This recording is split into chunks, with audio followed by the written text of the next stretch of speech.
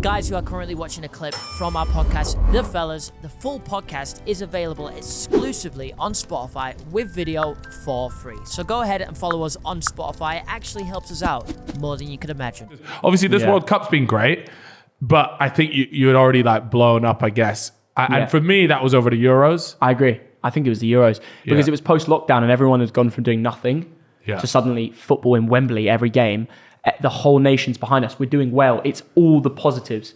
And I was there making content at all the games. Yeah. And I love the Euros. I find it tough sometimes to think because I enjoyed the Euros so much. And then the World Cup, I got so much stick. I got so much love at the Euros. And I don't know why. I don't know why it's so different.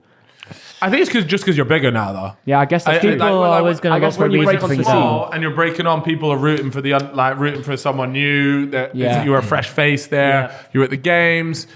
And then also, you would have had like mainly English people that understood like either your humor or whatever that was watching. And then the moment you step into more of like a world stage, you're probably getting a lot of people from different countries watching your videos now and not necessarily understanding you or the videos that you've done. It's true. And I'm learning from this conversation, to be fair. I'm still 21 years old, right? So I'm still pretty young. So it was pretty difficult during the World Cup to like just see the timeline just going for me. People calling me a dickhead. Does that stuff get to you? Yeah, it does. I remember we had like some days where we were working 15 hours, going to 4 matches, running around. Then at the end of it, I was working with my editor to make sure what I want, and then the thumbnail, and then the title. And you finish like what is a 15-hour shift. People don't realize that because they just say, oh, you're going to football games. Yeah. But as you guys know, there's a lot more to it. After the game, you're on your phone, you're on your laptop working away. So when I was finishing days at like 2 a.m., and then there'd be a match at 10, so I'd be up at 8. So I'd be barely getting any sleep. Yeah. And I'd be checking Twitter at the end of the day, just saying like, what's this all for? Like, why do I bother? Why? And then you check the fucking bank account and no, but it's not even about that. No, I know what you mean. I get that. But in the bigger scale, people think like money's such a big thing. It's really not. It's about memories. And when I think back to the World Cup, I made so many great times. Yeah. That's what I really enjoy. Like the fact that I was able to go to the World Cup. And I wasn't even paid to go. Stories for the kids. Yeah, I wasn't even paid to go. We were just given the challenge and the tickets. Yeah. People have this conspiracy that I was given absolute bank. And like whenever I went on national TV as well, that was just because people wanted interviews, which is completely free. So people get this conspiracy that was just sent to go. I was like paid by Qatar. I think Simon Roundtree got onto that one as well. Before the tournament, I was paid by Qatar to go. But actually, I was not paid a penny. Not a penny. We were just given the tickets, and my dad bought his own flights. It was very in the know. Originally we were going to do just England games. Yeah. So it was really difficult to handle that at the end of the day. But I still enjoyed the tournament. It was amazing, and we made memories with my dad that I'll never forget. Like Qatar was beautiful. I went to Winter Wonderland in Green Park? Hyde Park. Yeah.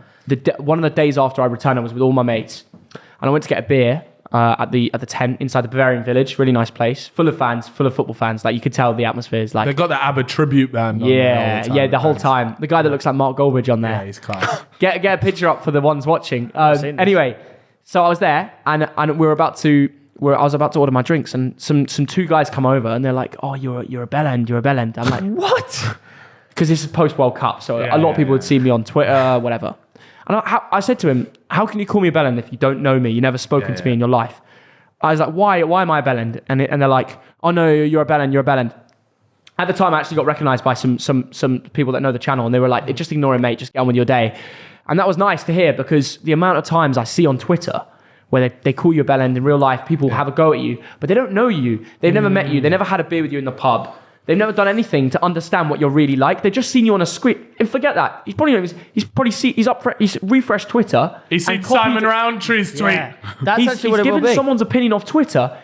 I don't understand how people can judge you without meeting you. That to me is that's fucked. The world. That shit will never change. By the way, that will never change. It'll never change. But will never change. But I totally get, and I think look, going up to someone and saying that is just like the weirdest thing ever. And he's probably bagged out of his mind and also like waved, right? Not that I'm excusing. I think that sort of behavior to me is very weird, right? But I actually think that you have to be able to judge people without meeting them. Let him You cook. have to. Let him Let me cook. All right.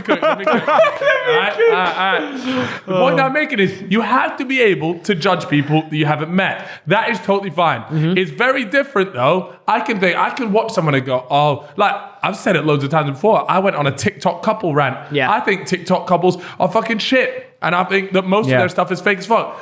That does not mean I am going to go up to someone and say your thing's shit, because there's plenty of people that enjoy it. Because trust me, I read the comments. I see the idiots in the comments backing it. So that's fine. Yeah. And you do think, and I am the biggest fan of people collecting a bag. You are collecting your bag. I just think the videos you make suck ass. And that's okay for me to think without having a beer with them. That's different though. You don't think they're bellends. I do. Oh, I think they're worse than bellends, bro. I think they're insufferable. But how though? You don't know them. This is what I'm saying. I've watched the videos. Your videos are insufferable. Like they make bad content, but them as a person, I wouldn't sit there and go, yeah, they're balanced, because I actually just don't know them. If you had a but their content is shit. You can think their content is whack. It can be shit, and I can sit there and go, this content is the worst. You make bad content, but I can't say you as a person. Okay. So let me rephrase it then. You act like a total bellend in your content. Oh, that's fair. Is that all right? Yeah, because if they do, they do. That's the problem. So I was seeing the timeline during the World Cup, and I was seeing like people call me a bellend during the content. So I'm thinking, I'm there constantly thinking, how do I need to change myself to make people think I'm not a bellend? There's nothing you can do. Don't do that. There's nothing you can do. In fact, all I'm doing is being myself, going to a game, reacting to the football. What am I meant to do? This is it. This is the key indicator, right? If you know, like, you're on to a winner, right? If your views and your, just in general, things are going up, you're seeing green arrows, right? And along with green arrows, you are also seeing more people calling you a bellend, then that means you are doing exactly everything perfect. Because naturally, as you get bigger, as you reach a new audience, you are also reaching new people that don't want to watch your stuff. No, so naturally, that's going to bring people in. Now, if everything was staying the same and then you were getting a bunch of stick for it, then it's like, okay, there might be something going along here where it's not leveling out. But if you're growing, it's natural to have new people that are finally being exposed to your content that aren't going to like you. And look, there's a bunch of people that are vocal about it, and that's totally fine. Yeah. I think it's fucking weird for people to actually come up to you and say it. I know. Because but without a reason as well. You just say why. Yeah. And it's like, look, if I see someone on the street and I go, oh, their latest movie was trash, I'm not going to go up to them and say your latest movie was trash, because who fucking cares? There's nothing constructive in that. Yeah. If I went up to you and I said, I don't like the way that you constantly stick cameras in front of a fan's face, I don't know, just some bullshit, right?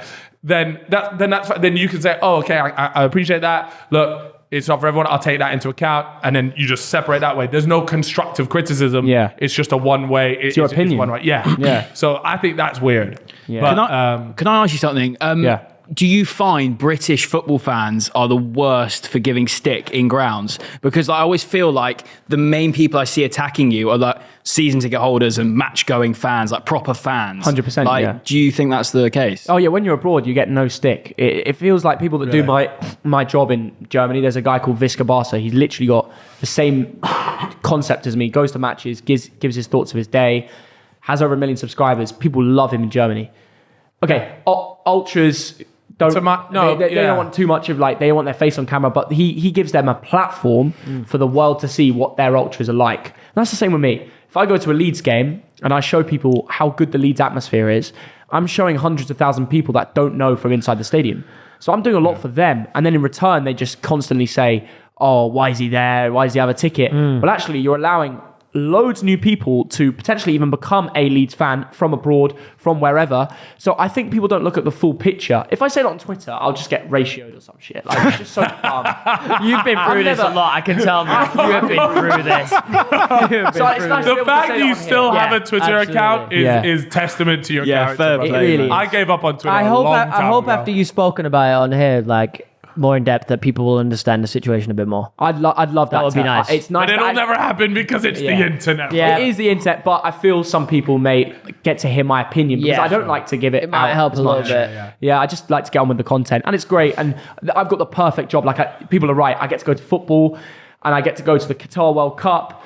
And the tickets are paid for, and that's an amazing thing. But there is negative sides, and people don't see that. The one thing about that whole thing about getting paid to go to a game that I never understood, right, is that I know that if the same person that was slandering Thogden for going to Arsenal, let me just, I will say this.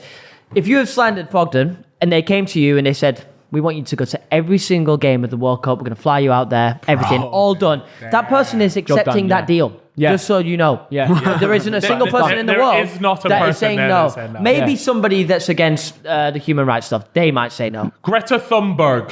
That's about it. But she has to cycle there. I had even friends write to me before the tournament saying I'm going to boycott it because of the human rights. And then on their stories 2 weeks later, they're showing the Argentina-Netherlands game. Yeah. Do you know what I mean? They're watching on the TV. Yeah. You're still watching it. You're at home watching it. Yeah. So, I don't know. No, I definitely think there is a big thing where it's, put yourself like once if they get offered a similar thing, and it's not only that, it's like, look, okay, but it goes for loads of things. It's like, okay, you want to go to the darts, for example, Ethan. Okay, someone asks you. Ethan isn't going there thinking, I'm a celebrity, I deserve to be on that stage. That's not how these things work. What happens is they'll approach you and say, would you like to go on it? And you say, he's not thinking they're like, oh, I hope fucking Darren from Gloucester, he won't know me. I can't go on this. He won't know me. It didn't work like that.